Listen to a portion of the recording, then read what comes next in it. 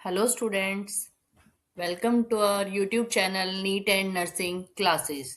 Students, आज हम पढ़ते हैं हमारी डाइजेस्टिव सिस्टम सीरीज का third part mouth and teeth के बारे में। स्टूडेंट्स, माउथ की अगर बात करें तो माउथ हम जब हमारा जीआईटी सिस्टम पढ़ना शुरू करते हैं तो उसका सबसे स्टार्टिंग पॉइंट माउथ होता है। तो स्टार्टिंग पॉइंट माउथ होता है।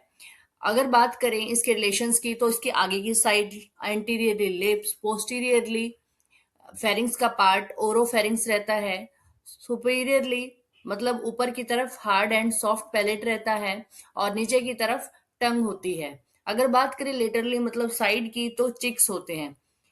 अब स्टूडेंट्स, एक पॉइंट है, बहुत बार पूछा भी गया है और इम्पोर्टेंट भी है कि माउथ के अंदर एक माइक्रोब पाया जाता है। सबसे कॉमनली पाया जाने वाला microbe that is bacillus acidophil. कौन सा होता है? Bacillus acidophil. उसके बाद है, अगर बात करें डायग्राम की तो इस तरीके से माउथ में अपर लिप, उसके बाद जो अपर जो हमारा गम होता है, जो ऊपर वाले जो गम्स रहते हैं उनके बीच में एक कनेक्शन मिलता है जिसे बोलते हैं सुपीरियर लेबाइल फ्रेनुलम। उसके बाद है आगे की तरफ जो रहता है हार्ड पैलेट और पीछे की तरफ जो रहता है वो होता है सॉफ्ट पैलेट। अब है एक इस तरीके से फ्रीली एक स्ट्रक्चर हैंग रहता है ओरल कैविटी के बीच में जिसको बोलते हैं यूवुला। उसके बाद है जो हमारी टंग है वो ओरल कैविटी के साथ एक कनेक्शन के साथ एक फ्रेनुलम के साथ टच होती है, उसको बोलते हैं लिंगुअल फ्रेनुलम। स्टूडेंट, जो लिंगुअल वर्ड है वो हमेशा हम यूज करते हैं टंग के लिए। उसके बाद है जो नीचे वाले जो गम्स होते हैं वो भी जॉइंट होते हैं ओरल कैविटी के साथ, उनके भी बीच में एक फ्रेनुलम पाया जाता है जिसको बोलते हैं इंफीरियर लेबाइल फ्रेनुलम और ये है लोअर लिप। अब बात करते हैं माउथ की इंटरनल ऑर्गन्स या माउथ की जो अंदर स्ट्रक्चर्स हैं उनको डिटेल में जानने की। अगर बात करें पैलेट तो बेसिकली जो माउथ है उसके सुपीरियर ऊपर की तरफ पैलेट पाया जाता है जो कि दो तरीके का होता है, जिसके दो पार्ट हैं, that is soft palate and hard palate. जो आगे की तरफ पाया जाता है 2/3 part that is hard palate और जो पीछे की तरफ पाया जाता है 1/3 पार्ट वो होता है सॉफ्ट पैलेट। अब ये हार्ड क्यों होता है? क्योंकि ये मैक्सिलरी एंड पैलेटिन बोन का बना होता है, बोन्स का बना है इसीलिए ये हार्ड पैलेट है।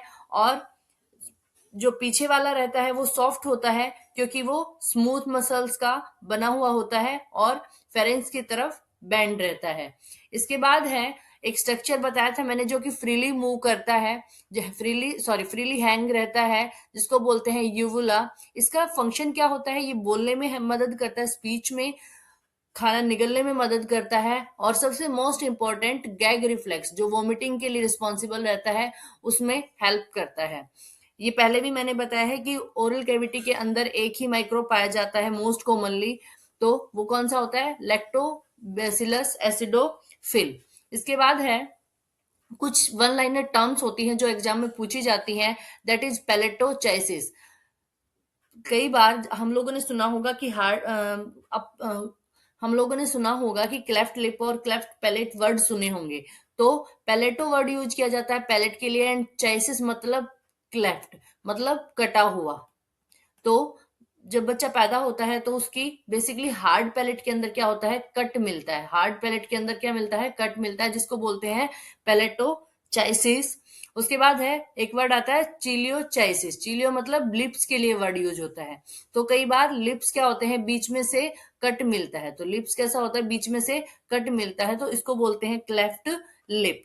तो दोनों टर्म्स है एग्जाम में पूछी जाती हैं। उसके बाद अनदर टर्म्स है स्टोमेटाइटिस। स्टोमा वर्ड से कंफ्यूज नहीं होना है, स्टोमा मतलब स्टमक के लिए यूज नहीं होगा, ओरल कैविटी के लिए यूज होता है। और जिस भी वर्ड के पीछे कभी भी आइटिस वर्ड लगा मिल जाए, आइटिस वर्ड अगर लगा मिल रहा है तो आपको अपने दिमाग में रखना है जिसका मतलब होता है इन्फ्लामेशन। स्टोमा मतलब ओरल कैविटी, आइटिस मतलब इन्फ्लामेशन। तो अब है सियालो एडेंटाइटिस। सियालो डेंटाइटिस, सियालो मतलब स्लाइवरी ग्लैंड के लिए वर्ड यूज होता है, मतलब इन्फ्लामेशन ऑफ स्लाइवरी ग्लैंड। अब है सियालो डेंटाइटिस के बाद पढ़ते हैं next term glossitis. Glosso word मैंने बताया था आपको यूज होता है टंग के लिए। तो ग्लोस मतलब टंग और आइटिस मतलब इन्फ्लामेशन, तो इन्फ्लामेशन ऑफ टंग। इसके बाद अगली टर्म है जिंजीवाइटिस। जिंजी वर्ड यूज होता है गम्स के लिए और आइटिस मतलब इन्फ्लामेशन, तो inflammation of gums is known as gingivitis. एक और वर्ड टर्म रहती है जीरोस्टोमा, मतलब लैक ऑफ स्लाइवा। स्लाइवा का प्रोडक्शन कम होने की वजह से ड्राई माउथ रहता है, जिसे बोलते हैं जीरोस्टोमा। इसके बाद है अगला टर्म चिलियोसिस, मतलब cracking of corner of mouth, मतलब क्रैकिंग बोल सकते हैं या फिर inflammation of corner of mouth या लिप्स। इसको एंगुलर चिलाइटिस ही बोलते हैं। आइटिस मतलब वही इन्फ्लामेशन, और चिलियो वर्ड यूज होता है लिप्स के लिए, तो लिप्स की इन्फ्लामेशन। इसके बाद एक वर्ड आता है ल्यूकोप्लेकिया। ल्यूको मतलब व्हाइट, प्लेकिया मतलब पैचेस। ओरल कैविटी के अंदर व्हाइट कलर के पैचेस देखने को मिलते हैं, जिनको बोलते हैं ल्यूकोप्लेकिया। एक वर्ड आता है सियालोलिथियासिस। आपको दिमाग में हमेशा रखना है, जहां कहीं भी आपको लिथियासिस वर्ड मिल जाए, जहां कहीं भी आपको लिथियासिस मिल जाए, दैट मीन्स स्टोन, जिसका मतलब क्या होता है स्टोन। और सियालो वर्ड अगर मिले तो इसका मतलब होता है स्लेवरी ग्लैंड्स। तो अगर इनका मिलाकर मतलब समझे तो सियालोलिथियासिस मतलब स्लेवरी ग्लैंड्स के अंदर इन्फ्लामेशन, सॉरी स्लेवरी ग्लैंड्स की स्टोन, यानी कि स्टोन इन स्लेवरी ग्लैंड्स। अब पढ़ते हैं टीथ। टीथ बेसिकली हम टीथ दो तरीके का होता है, एक होता है टेम्परेरी टीथ जिसको बोलते हैं दूध के दांत, और एक होता है परमानेंट टीथ, एक होता है परमानेंट टीथ। अगर बात करें इनकी स्ट्रक्चर की और इनकी असेंबलिंग की, तो टोटली ये इस तरीके से दिखते हैं। सामने वाले दो इंसीजर, एक कैनाइन, उसके बाद दो प्रीमोलर रहते हैं और तीन मोलर रहते हैं। अगर मैं फॉर्मूले की बात करूं तो फॉर्मूला रहता है 2 1 2 3 का। ये एग्जाम में पूछा जाता है 2 1 2 3, मतलब दो इंसीजर, एक कैनाइन, दो प्रीमोलर और तीन मोलर। अच्छा, टोटल जो नंबरिंग रहती है परमानेंट टीथ की वो रहती है 32, और इनको हम सेकेंडरी टीथ भी बोलते हैं। सेकेंडरी क्यों? क्योंकि प्राइमरी तो दूध के दांत बच्चों में अलग रहते हैं, ये सेकेंड टाइम निकलते हैं, that's why they called as secondary teeth. अच्छा, अब बात करते हैं टेम्परेरी टीथ की, जिनको बोलते हैं दूध के दांत। इनके अलग अलग नेम रहते हैं, इनको बोलते हैं मिल्क टीथ, बोलते हैं बेबी टीथ भी बोलते हैं, डेसिडुअस टीथ और इवन प्राइमरी टीथ। अब बात करें इनके फॉर्मूला की, तो हमारे परमानेंट टीथ का फॉर्मूला था 2 1 2 3। अब टेम्परेरी टीथ है, इनका फॉर्मूला होता है 2 1 0 2। 2 मतलब इंसीजर, 1 कैनाइन, और प्रीमोलर क्या होते हैं बच्चों के अंदर एब्सेंट होते हैं, बच्चों के अंदर एब्सेंट होते हैं, नहीं होते हैं। और दो क्या रहते हैं मोलर। हमारे अडल्ट के अंदर मोलर थे टोटल 3।